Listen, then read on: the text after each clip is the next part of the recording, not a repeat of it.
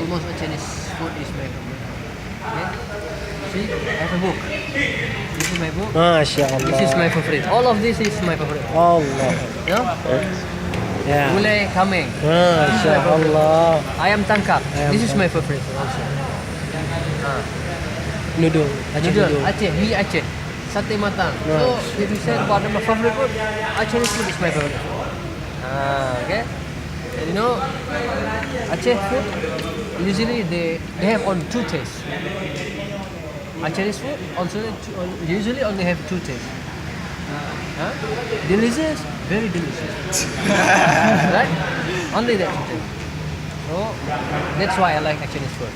But maybe like other foods like tom yum, okay, that's also good. Tom yum, mie ayam, fried, nasi goreng kampung, also that's delicious. So I don't have a special.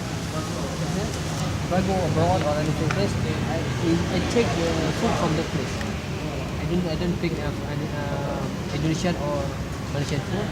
Suppose if I go to Malaysia, I didn't eat food from Indonesia cuisine. I eat Hindustan or European but in halal restaurant because it's really